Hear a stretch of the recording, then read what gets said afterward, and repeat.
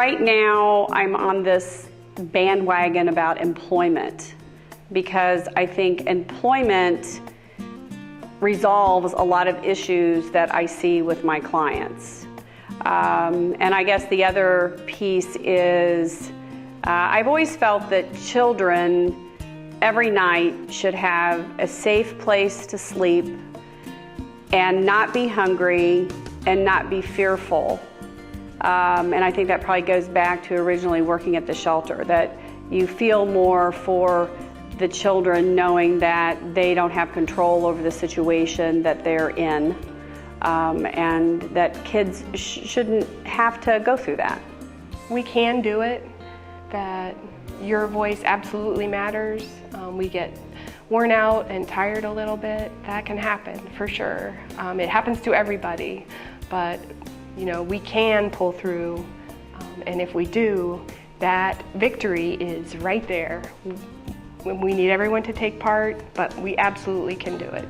I think if everyone who ate a meal would give $1 for those who don't have enough money to buy a meal, then that would solve our problems with fundraising. We wouldn't have to have fundraising if we just thought of that. I have learned about grace.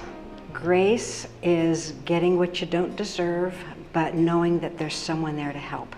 And I think we all need to understand grace, that the food pantry is one way of receiving grace, and it's also one way of receiving blessing in return. And I like to tell every single patron that comes through our pantry, God loves you no matter what your circumstance. Well, I think people need to just know their neighbors, because they could be living next door to someone who has nothing to eat, but yet they are afraid to say anything. They are afraid to come forward. So just kind of look around you in your neighborhoods and get to know the people. The one thing I would say is no person, no child, no senior, no one should ever be hungry in our country. It's just not acceptable. Never underestimate who might be hungry. It may be the neighbor next door in the $250,000 to $300,000 house that just lost their job, that may need to come through because circumstances changed drastically overnight. Don't pigeonhole what you think food banking is all about or what pantries are all about, because it's farthest from the truth. It's not the low-income section of the neighborhood always. It is the person that lives across the street in a Granville, Ohio, that everything fell apart, medical-wise.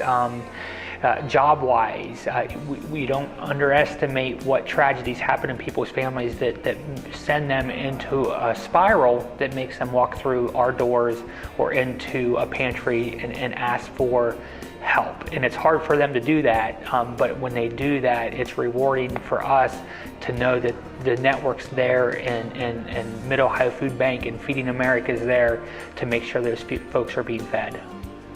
I think it probably, for me, goes beyond hunger. It goes beyond what does this community aspire to be, and can we lift everybody up? And we're serious when we say we want to co-create a community where everyone thrives.